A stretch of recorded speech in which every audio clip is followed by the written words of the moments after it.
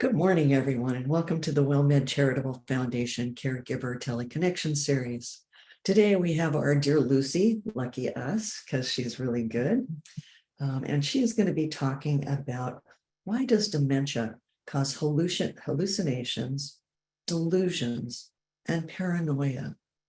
And talk about not just the causes, but what you see and what you might be able to do, when you see those kinds of behaviors.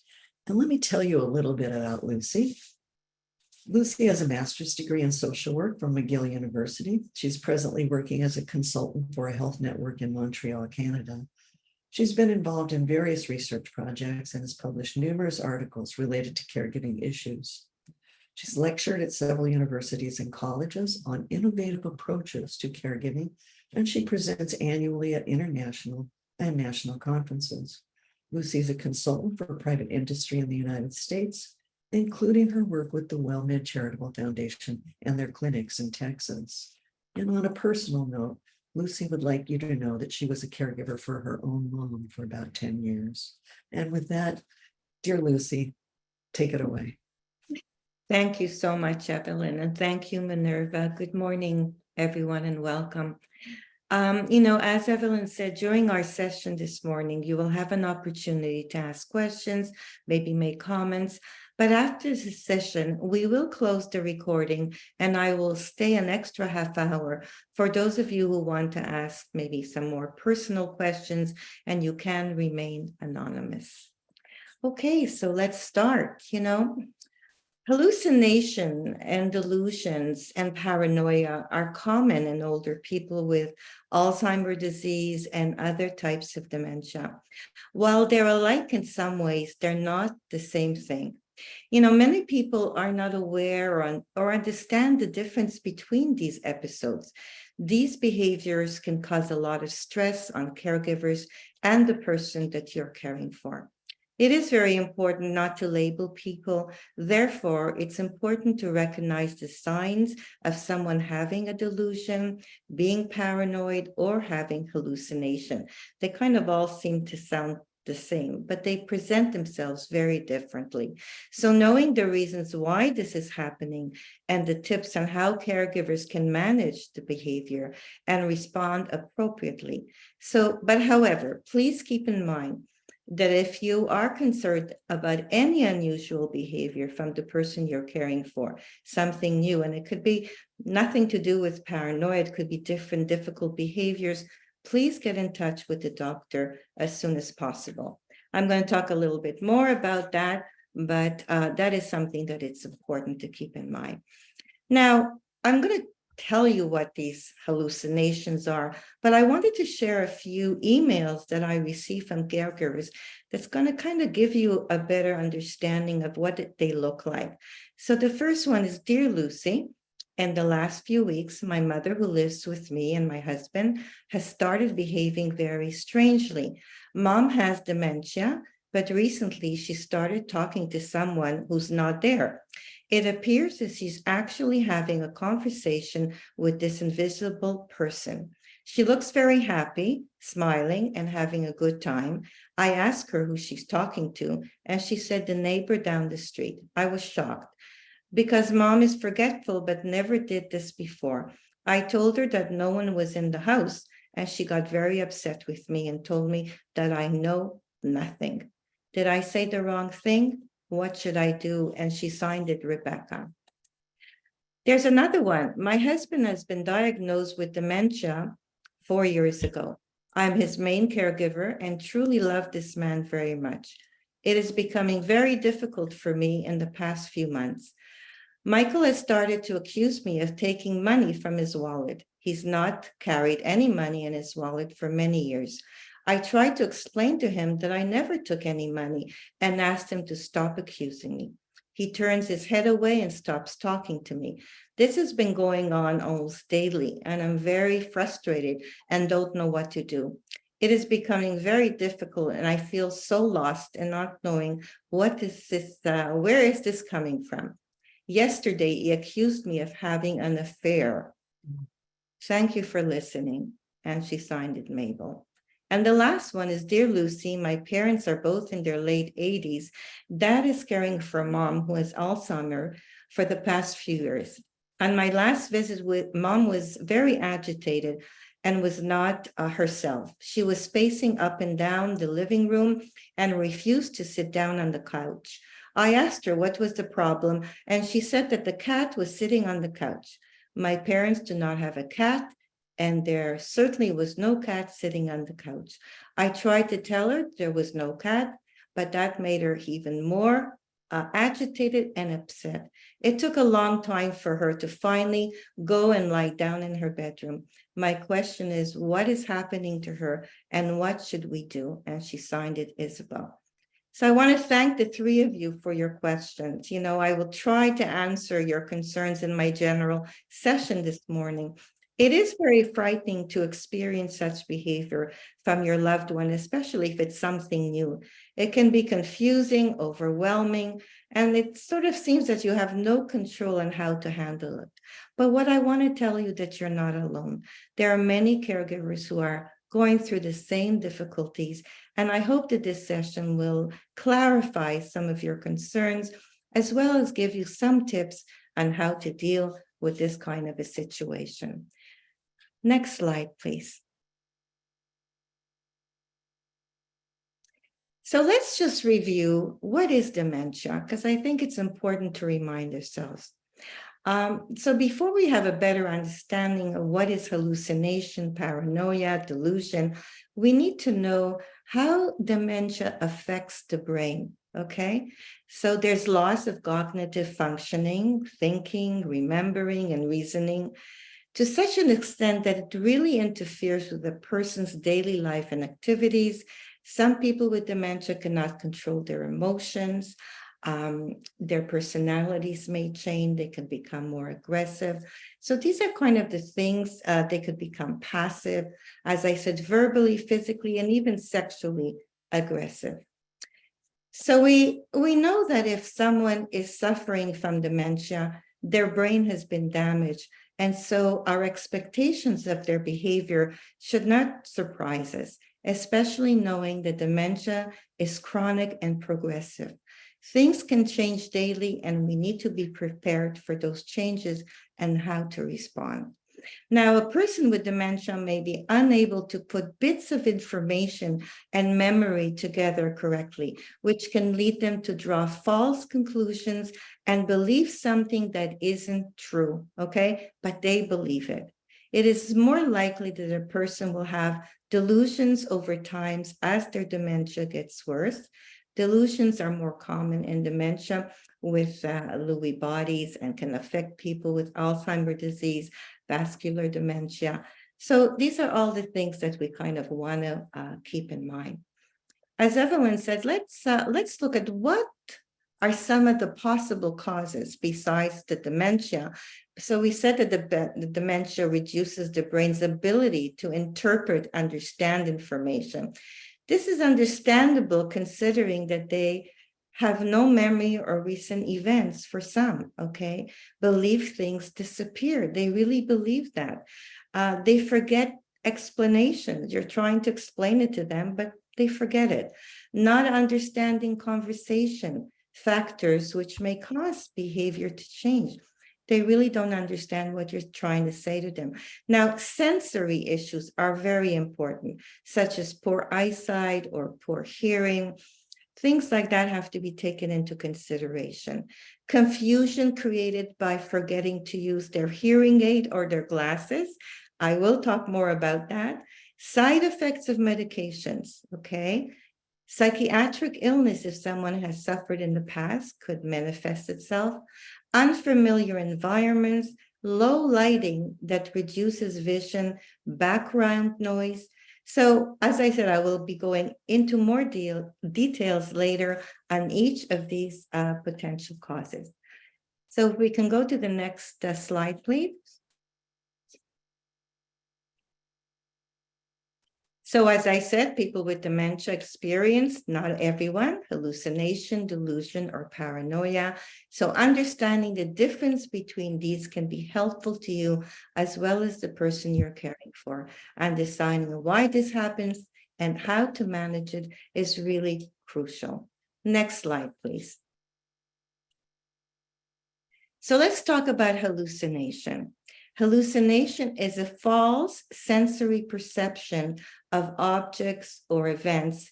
And individuals with dementia they can actually hear, smell, taste, or feel something that is not there, but it's their reality.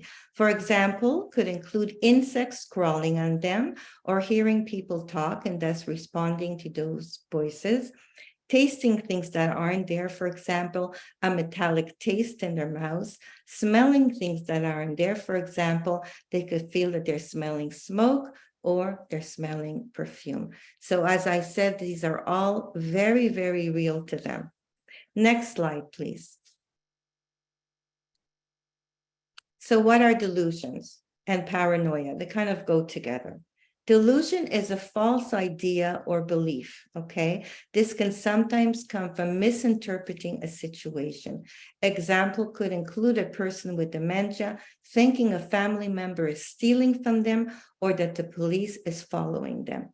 Paranoia is a kind of suspicious delusion, such as in the above example. For example, accusing their family member of being unfaithful or having an affair. Now, before I go any further, if there are any questions, you can ask me now. I just want to make sure that it's clear what are delusions, what are paranoia, and hallucinations. Okay, folks, I see that Nancy Williams already has her mic open. Please talk to us.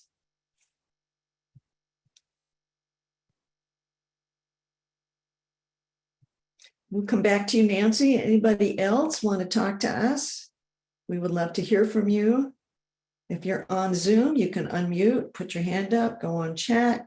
And if you are on the phone, just press *6 to unmute yourself, and I will give you a call. Okay, Nancy Quintana would like to talk to us. Sure. Hi. Yes, I just have a question. Just about how long can, for instance, a dementia such as the Lewy body dementia go on in an individual? For instance, these assumptions and hallucinations that my mom she's had them for years and years, and I'm at a point where I think maybe she had a previous psychological or psychiatric illness or a health issue. Right. Or could it be that it could be so slow at progressing that it could like begin very early on and then just, progress? I mean, I'm talking about even 15 years. Right. Well, all of the above, really. It's very hard to say unless she would be, assessed properly. But these so this is why it's, as Evelyn told you, I was a caregiver for my mother for 10 years, and I've experienced that myself and wanted to know more about it so I have a better understanding her behavior when she was actually saying things or when it was sort of a hallucination or, a delusion. It was important. So I'm going to go through it a little bit more, but there's no time limit for that. I could never tell you when it starts, if it finishes.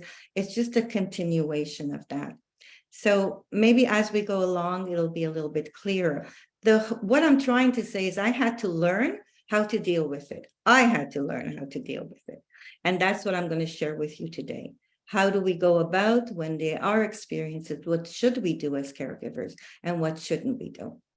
So it's important to remember that hallucination and delusions may or may not be upsetting the person living with the dementia. I want you to keep that in mind. Not all hallucinations are frightening, and not all delusions are paranoid in nature. Sometimes they may be the result of a person trying to make sense of things. For example, the person may not remember putting her purse away or his wallet and concluded it must have been stolen. So, for example, if we look at it again, so let's go over it again.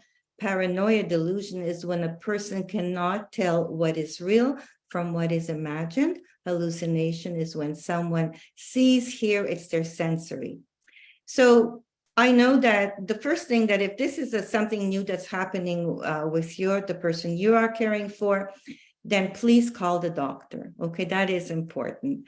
When helping someone who is experiencing hallucination or delusion, the best way is to start by arranging a consultation with the person's doctor. The physician can look for physical causes because physical causes can exhibit as a hallucination. There could be a kidney or bladder infection, dehydration, pain, or alcohol drug abuse, all of which can cause hallucination or delusion. It's also possible that treatments being prescribed for pain are the cause. If the physician prescribes a medication, watch for and report any side effects you notice, including oversedation, increased confusion, tremors or tic. Even if you take over-the-counter medication can cause someone to hallucinate, become paranoid. So that's important. So if this is what's going on, please have the person checked out. I do want to tell you from the research that I did, research tells us that medical interventions are the best, okay?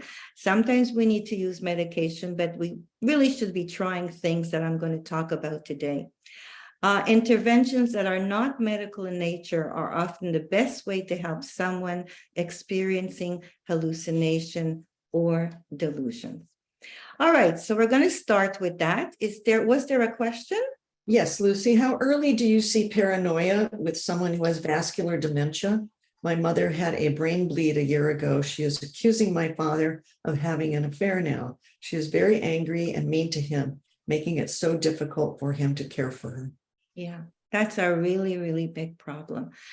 I really couldn't answer that. I think that's a good question to ask the doctor.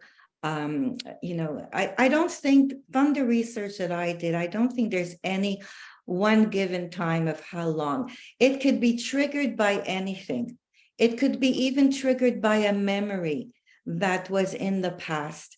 That's what makes this so difficult, especially for caregivers to be able to deal with these behaviors. So let's just take a look at, if we can go to the next slide. So let's say things are going on, okay? The behavior, you're not quite sure what's going on. And so I'm going to talk about each one of them. I think the most important thing that research tells us of best practice for you as a caregiver is you need to assess the situation. You need to offer reassurance, distraction, respond honestly, modify the environment, and medication. So let's go through each one of them, and I'll give you an opportunity to ask questions as well. So what do I mean by assess the situation? So you have to see, how's the person responding to the hallucination or delusion? If they don't cause problems for the person, it's typically best to ignore them. Okay, I said that before. It's hard to do, but it's important to keep that in mind. It's also important to avoid arguing with the person about what he or she sees, hears, or believes. It's a natural reaction to try to correct the person, but unless the behavior becomes dangerous, you might not need to intervene at all. Leave them alone if they are not upset. For example, Rebecca's the one who wrote about her mother. She seemed to have a really good conversation. She seemed to be happy. She only got more agitated when Rebecca told her that there was no one in the house. So that's what I mean by assessing the situation. It's important to offer reassurance. Reassure the person with kind words and a gentle touch. For example, you might want to say, "Don't worry, I'm here. I'll protect you. I'll take care of you." Or, "I know you're worried. Would you like me to hold your hand and walk with you for a while?" Gentle patting may turn the person's attention towards you and reduce the symptoms. So it's really, you're connecting with that person. Also look for reasons or feelings behind the hallucination or delusion and try to find out what it means to the individual. For example, you might want to respond, it sounds as if you're worried, or if you see that you're, I know that this is frightening for you. This way you are kind of acknowledging what they're feeling, but at the same time, you're there for them. And one of the best ways to deal with any behavior that's difficult is to distraction, not necessarily, even if they're just having a bad day in general and they're not hallucinating. Suggest that the person come with you on a walk or sit next to them in another room, like take them away from that. But frightening hallucinations and delusions often subside in well-lit areas, where other people are present. But if there's nobody there, just look around. Is it really dark? You might also try to turn the person's attention to a favorite activity, such as listening to music, drawing, looking at photo albums, or, a lot of men like to count coins. I don't know why, but that's one of the things many caregivers tell me. You can ask them to help you with some chores, ask them to come and have a cup of coffee with you, a tea break. What you're doing is you're actually distracting them. Now, the other thing is that respond honestly. Keep in mind that the person may sometimes ask you about the hallucination or delusion. For example, if he or she asks, do you see him? You may want to answer with, I know that you see something, but I don't see it. This way, you're not denying what the person sees or hears, but you avoid getting involved in an argument. This response also helps to normalize the person's experience. Now, use this tip only if the person asks your opinion. Otherwise, it's just not going to work. Now, what do I mean by modify the environment? Is very helpful. If the person looks at a kitchen curtain and sees a face, they're hallucinating, you may be able to remove or change or close the curtain. Turn on more lights and reduce shadows that could look like frightening thing. If the person insists that he or she sees a strange person in the mirror, it's possible that the person doesn't recognize his or her own reflection. You may want to remove the mirror. So that's what it's important to kind of look at what's happening here. If the person has delusions about people stealing from him or her, have some duplications of things. I'm going to go a little bit more into detail about how to handle stealing or being accused of having affairs.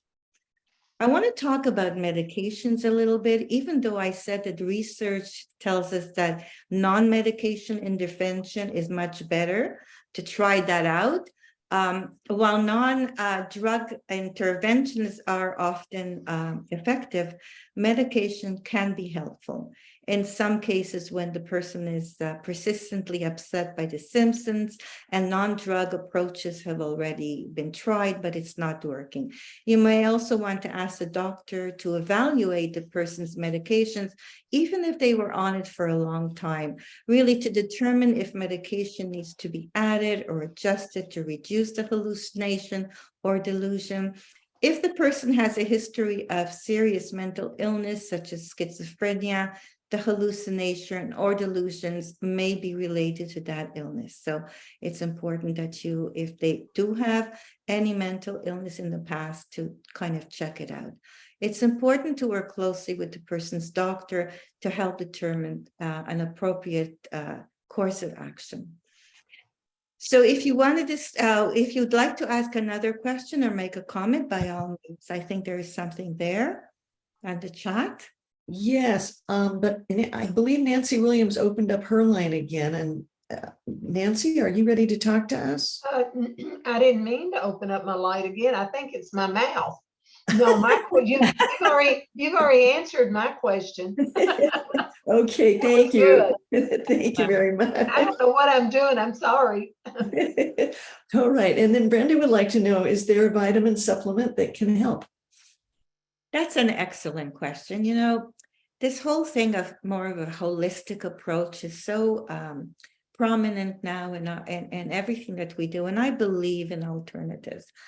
I don't know about personally any vitamin that would help with that. There are some natural products on the market that do calm people down, which is something that you could ask your pharmacist about. But regardless, don't ever use anything without asking the doctor and the pharmacist first, because there could be interaction with the medication the person is on. But by all means, explore all avenues, as I did with my mother. And I'm not promoting this, but one of the things that did help her with her mood, it's omega-3 plus joy in it. There was a very natural calming effect. So again, I'm not promoting this. This is just something that was helpful to my mom. Okay. Well, So Lucy, could I do a little aside here? Of course. There is something called late onset schizophrenia. So if all of a sudden somebody starts having hallucinations, again, as Lucy said, get yourself to a geriatric psychiatrist, because it is well known among that community that there are some ways, to deal with that schizophrenia that starts late in life, and it usually starts around the age of 70. So it may be that the woman who asked about her mom all of a sudden having, certain issues, it could be something like that. So 100%, yes. Always, it's really very good to have the person assessed periodically to do a psychosocial geriatric assessment, which is it's the whole gambit. Thank you for that, Evelyn. Can we go to the next slide, please? Okay, so I talked about really kind of assessing the situation, trying to distract them, but how to respond and support your loved one when they are actually, you believe they're actually experiencing a delusion, hallucination, or paranoid behavior. So I'm going to go through these, but it's really, believe it or not, important to encourage them to talk through their thoughts, if at all possible, if they could still do that. And again, we talked about to acknowledge their distress. Don't diminish it. Don't tell them you don't know what you're talking about. There's nothing here. There's nobody here. Try to gently offer alternative, as I talked about that before, and we're going to explore it a little bit more. Always reassure them that their concerns are being taken seriously. Most importantly, which is so very hard to do, don't take it personally, especially when you're the one that they're accusing of stealing. How hard is that to do? But that's why in the beginning, I said to you, we went over what is dementia, right? What does it do? Our expectations have to be very limited and realistic in acknowledging and accepting where the person is at. Even though they may have wonderful days where their memory is so much better than other days, and they seem to be with it, keep in mind that there is damage. And so what I'm saying, not to take it personally, it's something that you need to be really calm, have a lot of patience. So let me look at, encourage them to talk through their thoughts. It may reveal that what is behind their delusion. For example, if they don't believe their home is their home, it may be due to a recent change in furnishing. You might change the furniture around. You might be doing some renovations in the house. And to you, it's normal, but to them, it's like they really feel that this is not their home. Maybe the plumber came in to do some work, and all of a sudden they're saying to themselves that where am I? I'm lost. This isn't my home. Now, it's important to acknowledge their distress and how they must be feeling. Dismissing their concerns or trying to distract them without acknowledging their concerns first can cause the situation to escalate and cause them to lose trust in you. For example, if the person thinks you are stealing from them, listen and acknowledge it. Don't just let it go. So there comes my thank you, Minerva. I have no idea what happened. It just rebooted on me. I'm sorry. it's great technology. I think our computers are taking over a little bit of our lives. Okay, maybe I'm a little paranoid. Thank you for that. Again, it's not easy to kind of be in their place, supporting them to find the missing item. It's important that if they're telling you something is missing, help them to try and find gentle suggestion, as I said before, and distract them.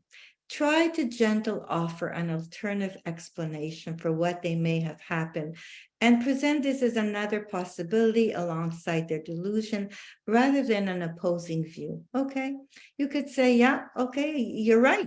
We'll have to look for it. Maybe it got lost. And that's why I said in the beginning, have certain things handy, like glasses get lost very often, hearing aids, good to have a few of those around.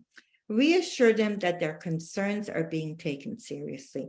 If the delusion is ongoing and causing significant problem, try ways to avoid further distress. For example, if they believe their friend is bringing over poisoned food, which one of the caregivers actually told me about, and this is causing them to stop eating, believe it or not, they really believed it. She couldn't understand why. Her father stopped eating. And when she sort of really, and he finally was able to say that the food is poisoned by her friend who was trying to help her. So what do? Just don't accept the food from the friend anymore, and try and, cook yourself, or try to distract them. So let's go to the next slide, please. All right, but before we go to the next slide, I want to know if anybody has any questions about what I said up to now. I know I said a lot. If you're on your telephone, please press *6. If you're on Zoom, you can put your hand up, go to the chat room, unmute yourself and talk to us. Well, Lucy, I have a question. Absolutely. So you talked about loving and supporting your care recipient. How did you love and support yourself when you were going through your caregiving period? Well, that's another session all of its own that we do often, including yourself. Well, we always talk about, it's a good point that you're making. Throughout this ordeal, you need to really take care of yourself and support yourself. Going through something like this with one incident with my mother was overwhelming. And I kind of, I was in the field, but just to see it happen was very frightening. I had to kind of, I'll share with you what happened. I basically had to kind of stop. I had to really stop, not say anything. I had to take 10 big breaths and sort of say, okay, what's going on here? So taking care of ourselves is something that you should be doing every single day if you're a caregiver, regardless of whether the person you're caring for is hallucinating. If they have any form of dementia, it is difficult. And I have a session about, care recipients who refuse to have any hygiene. They refuse bathing, they refuse dressing, all these things. It's difficult. So what I tell myself and what I tell caregivers every single day, you need to do something for yourself. You need to get a little bit of time away from all of this, whether it's going for a walk.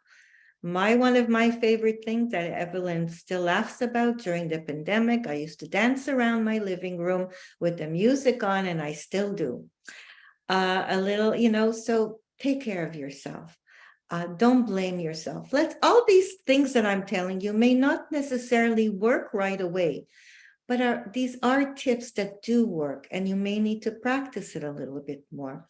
And one of the things is to, don't argue. I mean, our first response is you want to tell them, listen, there's no cat sitting on the couch, right? Because it makes sense, but it doesn't make sense to them. Right. So if you just let it be. So the cat is there. They're frightened. The tips I said, take the mom out of the room. Let's go have a cup of coffee. If it's a nice day, would you like to go for a walk? So you're distracting her. And I would say 85% of the time that distraction will eliminate that episode for that time. It might happen again. So we have a chat. from Yeah. Kate, a brilliant chat, says self-care is not capital N, capital O, capital T, selfish. Self-care is Absolutely not. not. Thank you for that. Thank you so much. No, it's not selfish because we know, and this is another session, most caregivers are overburdened, overstressed, anxiety. You have too much on your plate, so you really need to take care of yourself. All right, so we're talking about that, and then I was saying that many times, how do caregivers deal with accusations against them or others?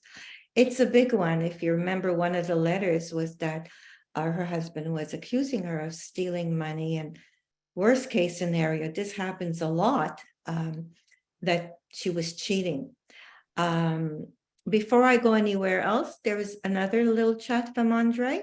Yes, Andre, who is one of our favorite participants, who always gives us good insights, has said to us, she's responding to self-care is not selfish, and she says it is essential, all capital letters, and should be part of the care plan. So it should be part of the care plan you as the caregiver have for your loved one. For sure. Yeah, which goes, thank you so much, Andre, which goes along so much with setting limits and boundaries. When I was caregiving, I was still working full time. Kids were still young at home. I was an only child, so you could just imagine what I didn't have anyone to share that with. Not that many family members in the city at that time. So I had to set boundaries. And it made me feel really guilty because I couldn't come every single day. She had the resources in her home, but I had to kind of accept that. And I had to say, in order for me to feel that I could continue, and when I do spend the time, it's quality time with my mom.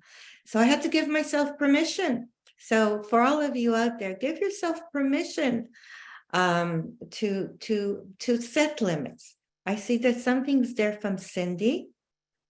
Yes.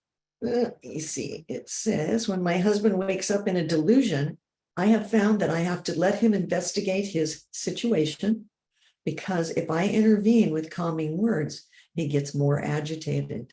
I let it run its course. When he is getting nowhere with his search, he is more willing to listen to what I am saying or offering. What? Thank you so much for that. That's part of assessing the situation. Perfect. By the way, all my slides you can have if you want, so you don't have to keep writing down. I should have said that before. We will share them, and Evelyn will tell you later on how you can access those slides. Yes, you assess the situation. You let them be, you know that person. And then once you are able to, it takes patience, but it's part of your caregiving skills that you're learning to handle the situation. So thank you so much, Cindy, for that. I'm sure a lot of people will take that. It's a good tip, an excellent tip. All right, so let's go back to this one. How can a caregiver deal? And again, don't take it personally as much as it hurts. And believe you me, I mean, my mom had an amazing private caregiver who was so good to her, but she used to accuse her of stealing. And I remember how horrified she was that my mother did that. And I tried to tell her, and it finally got through, but it wasn't easy. And here again, don't argue. Try to find the reason behind the accusation. Reassure without asking questions. As Cindy was saying, you were very reassuring there. You let him be. Keep spare items is good. Switch the focus. But let me go a little bit into more detail what I'm saying about that. So, many accusations against people around them. Caregivers, care receivers do that sometimes. It could be family, friends, it could be you. And as I said, the most common accusations are that others are trying to steal from them or harm them. They may accuse the partner of being unfaithful or of being an imposter, okay? They don't recognize you anymore. And so they don't even think, they don't think who you are. So try to not take it personally when the person falsely accuses you. As I said, it's not easy to do. You need a lot of patience. Remember, it's the disease that is causing this, not your loved one. Consider that the person may have confused the past and the present. So accusations may be based on things that have happened in the past. That could happen. Don't try to argue with or correct the person. What they think has happened feels real to them. Acknowledge their feelings and offer them reassurance. Try to find the reasons behind the accusation. For example, a person is accusing someone of stealing something. It's because the person has forgotten possibly where they put it. If the person is accusing someone else of something, don't automatically assume it is untrue. It's possible. Look into it a little bit more, especially if outside people are coming to your home, and there may be a possibility that things have been stolen. Okay, I'll share one experience with a caregiver, an elderly caregiver. Her daughter was taking care of her, and she started accusing that things. She didn't actually accuse. She said things were being stolen. And everyone thought, okay, it must be her dementia. She must have put it somewhere. She threw it in the toilet. She threw it in the garbage, whatever. But as it turned out, unfortunately, her grandson was an addict, and he would started coming to visit her a lot more. And some of the things that he was stealing her jewelry. And so it was a very difficult experience to go through. Because the mother of this young boy, this teenager, did not want to acknowledge or accept that this is something that her son was possibly doing to a grandmother that he did love and who loved him very much. So that was a very complex case and difficult to handle. But it was, so again, there is a possibility. So you have to kind of acknowledge that. So before I go any further, are there any questions, and are there any suggestions that you have that I've kind of missed? I see something, Andre again. You spoke of guilt. Indeed, guilt is an extremely powerful feeling, especially among our, give me a minute. Okay, especially among ours and our parents' generation. Sense of duty, total dedication, etc. I remember we spoke about that in a past presentation. It will be interesting to see how the actual and future generations, much more in tune with their needs versus duties, will approach this issue of long-term care involvement above and beyond the call of duty. Excellent point. My youngest daughter is 30, and I see how different they are. From my own generation and from my mother's generation. Seems to be a little bit less guilt somehow. I don't know whether, I presume it has to do culturally, religiously, where we were brought up and how things were interpreted to us about guilt. But guilt still exists, I have to say, because many times people can still make us feel very guilty. And sometimes when you're dealing with a care receiver, a family member that doesn't have the perception or understanding of all the things that you're doing, and can say to you, you could come every day, and then one day you don't come, you never come, you're never around. You have to kind of diffuse it to yourself and say, okay, I'm not going to argue with her or him or they. I know what I'm capable. I know what I'm doing. It's not easy, but yeah, thank you for You can that. make enemies with your neighbors.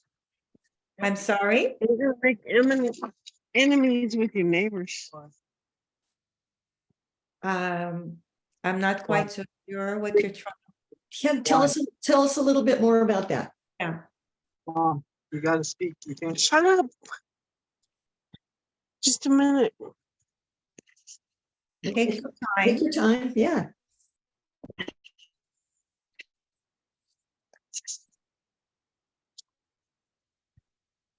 Okay. Okay, take your time, try to organize yourself. You'll have, I'll give you time to respond to that. I'm just looking at the time. Maybe we can go to the next slide and then we'll give you an opportunity. Okay, prevention is key. All right, that's so important. I believe in prevention. In my whole 35 years of working in the healthcare system, prevention is key. So if you see something going on, make an appointment with their doctor as soon as possible. Remember, it might not just be hallucination. It could be a medical problem. It could be their medication. If behaviors happen frequently, there could be a trigger that's not obvious. All right. It's important to figure out what could be causing or triggering the behavior. I think it's so important to keep notes or keep a dementia journal. Even that's one more task I'm asking you to do, but it will be helpful. This may help you discover certain patterns or triggers, such as that certain behaviors happen at certain time or day, before meals or after meals, maybe in the evening when it's sundowning. It could be related to a physical or emotional needs, such as using the bathroom or being in pain, tired, scared, angry, anxious. A change in daily routine will also sometimes set people off. Making it's really, really important to be able to kind of have a regular routine. Make sure the person has regular eye tests and hearing tests to avoid any additional problems caused by sensory impairment. Obviously, if they're not hearing what you're saying, or they're kind of hearing things that are not there, I want to also mention about hearing. Noise is a big one. Okay, if your TV is on or your radio, and you see that the person you're caring for is all of a sudden becoming restless, and they might be hallucinating or not even, and it's not loud to you, but it could be disturbing to them. So go over, turn off the TV, see what happens. Maybe that will sort of settle them down, or the radio. And sometimes even loud noises from outside when there's construction going on, that you just take it for granted that's construction, but that noise may affect them and they feel really frightened by that. It can happen in the house, but it can also happen when you're going out of the house. So let me kind of wrap up everything, because we want to see if we can give the person an opportunity to ask the question, and Evelyn has things to share with you as well. So what is very important to keep in mind is that you are not alone in this. Many caregivers are going through the same difficulty experience. So get support to help you cope. Caring for someone with dementia, as well as anyone who's hallucinating, delusional, is very difficult. I would suggest to tell your family and close friends that you trust what's going on. There are many resources in the community that are there to support you. I have a resource list, and Evelyn always has wonderful resources to share as well. But I do want to say, regardless of whether they're hallucinating, paranoid, if there's any behavior that is not managed by distraction or medication, and that escalates, and they become aggressive in any way, both verbally, physically, and sexually, you need to have a plan in place to get help as soon as possible. That's why I said, trust some friends or family, call a friend or a family member right away. And again, worst case scenario, call 911. You need to protect yourself as well as your loved one. I have to tell you that these things can just pop up like that with no rhyme or reason, and you need to really be protected.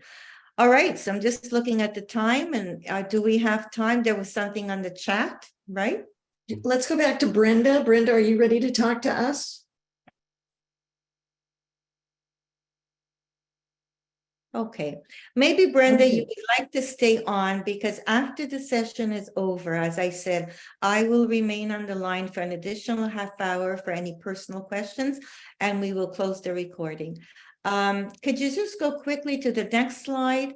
We may not have an opportunity to actually do this, but I want you to think about it. And if you do want to stay on, you're welcome. And if we can go to the reference slide.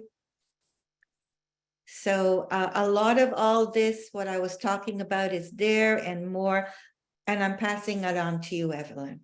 Okay. I know I have two little chats here. Would you like to hear those? Sure. Okay. Kate said she was responding to what Andre said, and she said, awesome point. I think also much of the stigma is being removed, and people are more open to talking about these things and more open to help them in generations past. Yeah, I don't know. I actually think Andre was a little tongue in cheek because I think we have a big me generation coming up and we're going to have fewer caregivers. That's my opinion. Brittany I said, might not necessarily agree because statistically speaking, I have to tell you from research, there are enormous amount of young caregivers as young as people in high school who oh, are absolutely. really, And more men too. yes, caregiving for their, could be a parent that has addiction problems. So in general, it's kind of looking good. I hope that it I continues. hope so. Yeah. Brittany says, I've done a lot of therapy over the years to help with my own self-awareness. What may be triggering me and how I can redirect my thoughts in a positive way. So she's doing self-care. That's self-care, taking care of you, figuring things out. Andre says, hopefully this change of generations will make things easier for the caregivers. I remember vividly when my father was taking care of my mother, he loved her profoundly until the end, but he would tell me that he felt like a prisoner and so bad about his feelings, so opposite to his love for my mother. I regularly had to reassure him that nothing my mom was accusing him of came for her heart. It was sadly the dementia was, her heart, the dementia was talking. Yes, and that's exactly what Lucy was saying. It's the disease, it's not the person. We can't take it personally. So folks, you will get the references, and I will do a few extra resources for you with the post-session questionnaire if you're registered. And if you're not registered, please jot down this number and give our customer service representative a call, the dear Minerva. And that number is 866-390-6491. That's 866-390-6491, because you will not only get the resources and the slides from this presentation, you will also get the monthly calendar, which is an added bonus. This is an infomercial. I'm not really. You get this extra prize. Let me tell you a little bit about our monthly calendar that we still have for the month of August. We've got some real interesting ones this month. We have Dr. Samuel Brickman presenting on the other dementias, and of course he's talking other than Alzheimer's. Alzheimer's is, I think, about 70% the cause of most dementias. However, we learned on a previous presentation that frontotemporal dementia is like 60% of dementias between the ages of 40 and 60. So it's going to be very interesting to hear about these other dementias. We have, I'm going to be presenting on the 20th, that was on the 14th, sorry, Monday the 14th. On the 22nd, I'll be presenting on anxiety, a new science of the brain. There's all this neuroplasticity talk. I'm going to tell you a little bit about that. I've been doing a lot of research. And on Thursday, the 17th, we have dementia, stigma, and caregiving with Dr. Natalie Oliver. On the 24th, we have moving away from the idea of codependency with Dr. Jamie Heisman. And he's been so good telling us about getting rid of toxic people out of our life, feeling that we don't have to be codependent anymore. I mean, he's just done a beautiful job of kind of leading us right down the row of, how to become our own people, how to reparent ourselves.